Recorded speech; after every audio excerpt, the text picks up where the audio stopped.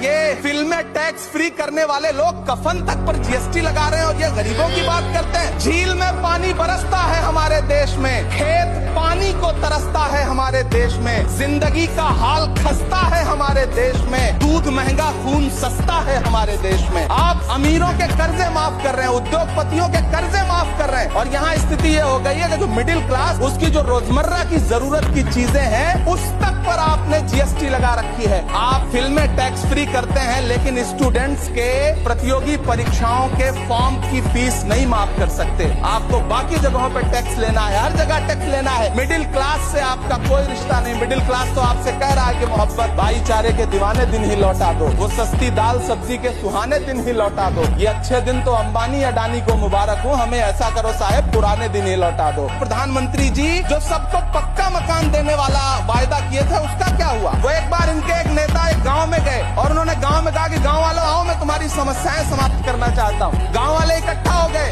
नेताजी ने गांव वालों से कहा बताओ तुम्हारी 2 समस्याएं बताओ, मैं दोनों समस्याओं का यहीं पे समाधान करूंगा। तो गांव वालों ने कहा साहब हमारी पहली समस्या है कि हमारे यहाँ कोई हॉस्पिटल नहीं है। तो नेताजी ने मोबाइल निकाला, कहीं फोन मिलाया और मिला के फोन पे पता नहीं क्या कुछ कहा कि यहाँ गाँव में हॉस्पिटल नहीं है, हॉस्पिटल तुरंत यहाँ हॉस्पिटल चाहिए। गाँव वाले खुश हो गए कि 1 मिनट में यहाँ हॉस्पिटल आ रहा है। अगली समस्या के बारे में उन्होंने नेताजी ने गाँव वालों से कहा कि मैंने आपकी पहली समस्या समाप्त कर दी, दूसरी समस्या बताओ। तो गाँव वालों ने कहा साहब इस गाँव में कोई भी मोबाइल का नेटवर्क ही नहीं है। ये है इनके काम करने का तरीका, ये है झूठ बोलने का तरीका।